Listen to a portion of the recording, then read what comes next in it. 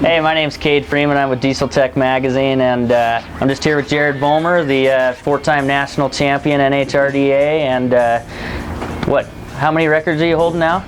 I hold NHRDA's world record for mile per hour and ET, and I also hold the NADM mile per hour and ET records. So 2 different associations, 3 different records. That's pretty impressive, man. We're happy to have you here today. Thank you. Oh. Wrong hand. No, that's all right. I guess as far as everything else goes, what's a typical day like for you? I mean, at Bully Dog, like. Well, yeah. Show up to work 8 o'clock. We go through our morning meetings, go through our goal list, what we're going to accomplish for the day. Then I'll go through and just check and see what's outstanding for my tickets, and then get into calibrating vehicles and getting into new vehicles, depending on what where we're at and what's going on there that week or day. Or so you're basically on the forefront of new tunes. Yeah. I mean, I guess as far as that goes, what boundaries are you gonna have to? I mean, you're jumping through a lot of hoops. I mean. Yeah. So when we get our new vehicles in, we got to make sure that we keep everything compliant. Make sure we can get the horsepower, we can get the economy out that we're claiming. But just trying to figure out new vehicle applications, new calibrations, like what goes into it, going through all the bits and the bytes to figure out the mapping, all through all that. So we do all that there at Bully Dog. Well, that's pretty sweet. So I guess a typical day for you is basically just like any other guy at work. You're kind of showing up, drinking your coffee. You're there for typical 8-hour day, and you're working Monday through Friday and making tunes all the time. So yeah, well, that's awesome. Our truck right here's got one of your tunes on it right now. So that's good. That's pretty sweet. I mean, I guess what are you doing against the EPA there? I mean, to comply with the EPA and do those. I mean, are you having to go with all 49 states other than California, and then do California on its own? I mean, how does that go? So we've done that step. We can have EO vehicles, so we go and do our EO testing, go through all that process. But the biggest thing is we try to stay in emissions compliant, stay within our NOx boundaries and all of our outputs on the gases. And so we have a Semtech machine and a gas analyzer at the facility, so we can do all our testing there, make sure everything stays within compliance.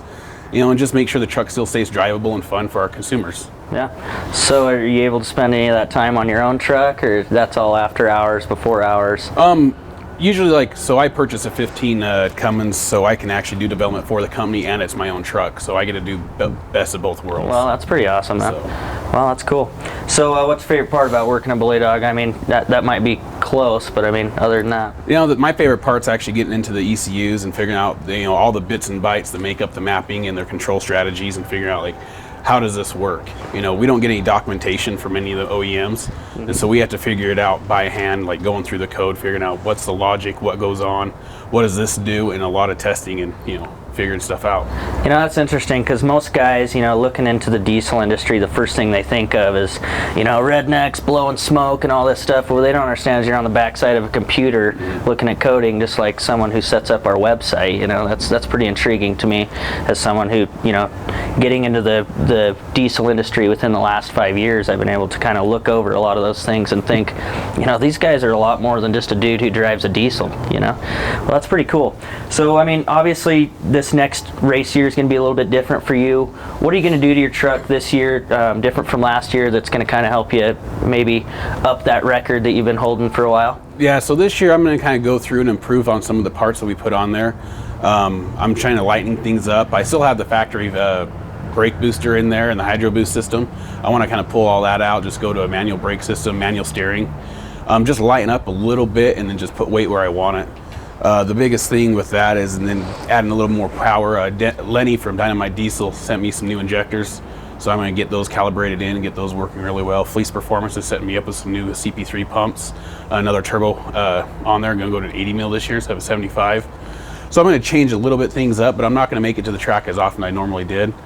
Just kind of stepping it back just a little bit. All right, so just cutting a little bit of weight back. It looks like Lenny's been helping you out. Lenny does a pretty good job with a lot of stories we've heard. So, I guess, do you have any superstitions when you go to race? I mean, do you wear one sock? Do you make sure to grow your beard out the week before? I mean, how does that go? No, I get nervous before every race, and it's like I've told people before, it's like my wife makes fun of me, all my teammates make fun of me because I'll come out of the bathroom just red-faced because I just upchuck, so I don't eat anything all day long. So I just drink water, and then once I'm done racing, then I'll just chow down. But it's mostly just water all day long. So I get so nervous still. Oh, that's cool though. I mean, I think one of the, I used to ride bulls, so that was kind of, you'd always kind of have that fear factor going in before. Everyone would be pacing around, anxiety, it's different things like that. I think one of the most intriguing things about you is you keep breaking your own records. You're multinational champion. I mean, how much work per year, in the last 5 years have you had to put in to kind of maintain that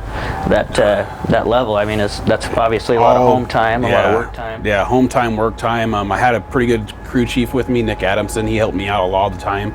Just getting the truck together. We spent pretty much, his job at Bully Dog was kind of to maintain our race program and work on stuff during the day, but then after hours we'd both be out there just hammering stuff out all summer long, making sure things don't break, just maintenance on the vehicles. It's a lot of work to just keep up and just keep that standard going. Yeah, so, I guess similar to kind of like NASCAR, but on a smaller level. I mean, you're not the only one doing stuff. You got guys working on stuff, and I guess once you get to that horsepower, what kind of horsepower is your truck running? We're right around 1,600 horsepower in our truck. So. All right. So, I mean, what was the first thing that you started breaking when you kind of went into that? You get up 1,600 horsepower. Was it your tranny? Was that going every time? It was transmissions. We had, and it wasn't just like people building the transmissions, it was the parts within the transmissions. And so we had shafts that were busting and twisting all the time.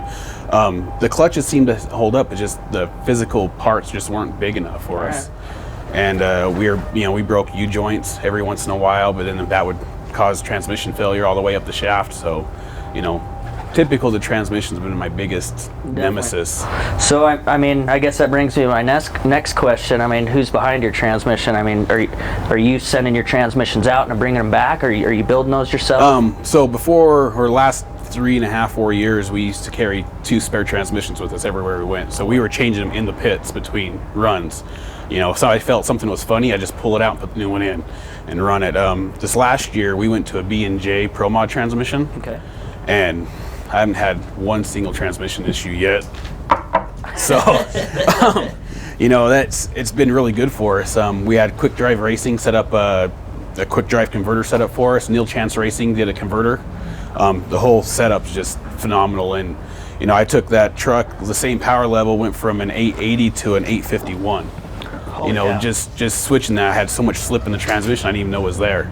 And it had nothing to do with the guys who built it. I had, Suncoast build them, RKL build them, they all make fantastic products, but when you're getting up to that level and the torque and, hitting that transmission so hard, there's only so much it can handle. So. Yeah, definitely. I mean, that's kind of something that everyone, when they're talking about doing a sponsor truck or anything like that, the first thing they're going to do is they're like, transmission right out of the way. Yeah. And every single shop we found out has a different guy they go to for their transmission. So it's interesting to hear that you've kind of, have 3 transmissions hanging out in the back. That solidifies kind of, it's just how transmissions are with diesel trucks. So I guess moving more into Bully Dog and kind of what Bully Dog's about, obviously you guys have had to take a lot of different precautions in the last 10 years, and kind of as we move forward, it seems like everyone's starting to kind of hold grasp of the plan and really the efforts that have been set and the laws that have been set. I mean, what are you guys doing, not only just to combat against the EPA, but to kind of work with the EPA or anything like that to kind of make at least race life a little bit better? Yeah. So, we're not trying to combat the EPA in any way. We want to work with them. We want to make sure that we get our calibrations and everything that are set for the on-road purposes. And we are coming out with the custom tuning software through the Derive system. And with that, you can take your vehicle and you can go out to the racetrack and you can produce race tunes for your vehicle on that. And so, we're trying really hard to stay compliant with the EPA and do our due diligence to make sure that we're completely compliant. Okay.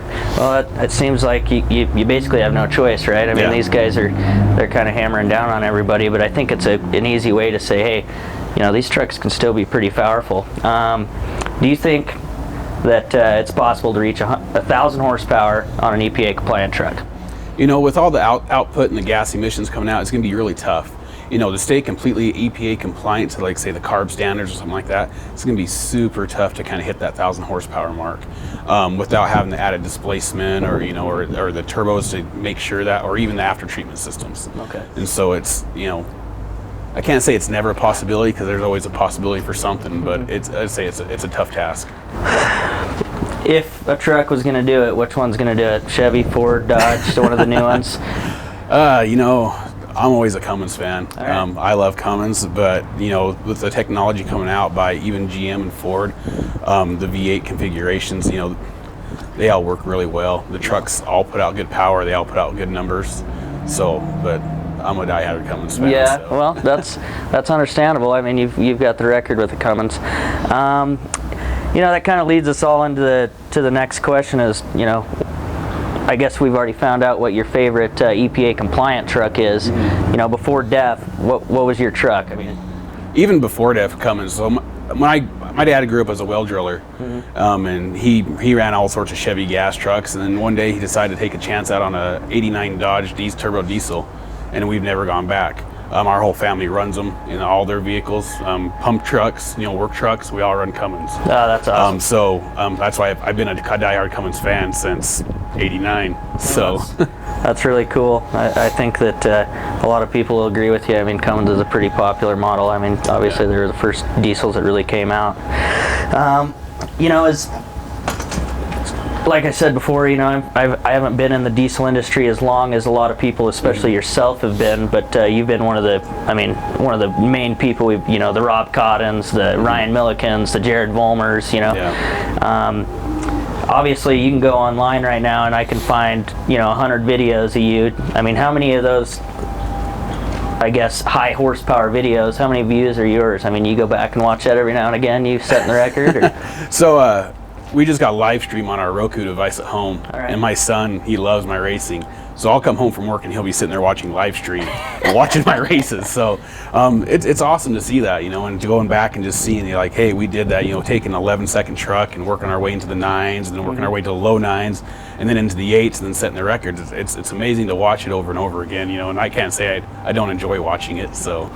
Well, shoot, we're just about to wrap it up, but I mean, obviously, and it's actually something that intrigues me myself, is where's it going to go? I mean, obviously, we talked about looking at MagnaFlow. We gave them an award, our Diesel Tech Showstopper Award, for their particulate filter, but they didn't really come out with a lot saying that it would be compliant or they'd present it to somebody. Do you think that they're going to be able to kind of do that in the future and present it to companies like Dodge and Ford and GM and the EPA all at once? You know, and I think there are companies out there doing it. I know we've kind of gone through some testing with some different companies that were building aftermarket EPF units, and so we were trying to do testing with them to say maybe, hey, we can combine our technology with our tuning along with your system. And I'm not sure how far that's gone a lot so far. I kind of got out of doing some of that stuff to kind of just focus on new vehicle development. But I can see a lot of companies out there trying to get into that. It's going to be a big market. You know, we got to stay compliant somehow, make sure we, you know, keep things going and keep the diesel industry strong. So definitely, you know, and that brings me to another subject. You know, I could see companies like yourself and your competitors and company like ourselves and our competitors to, you know, come together and find that common ground of how to help each other work out and make the whole industry grow. I mean, it's a pretty small community when you look at it in a big aspect. So, you know, one thing I definitely want to do is I wish I had a big truck I could bring out and give to you, but I really want to thank you for your time, man. No problem, anytime. We definitely look forward to hearing more about Jarid Vollmer, more about Bully Dog, and what you guys are coming out with. I mean, obviously you're on our truck right here, and you know, we'll be watching you and posting your videos, and we'll always stay fans. So I just wanted to thank you. Appreciate it. Thank you.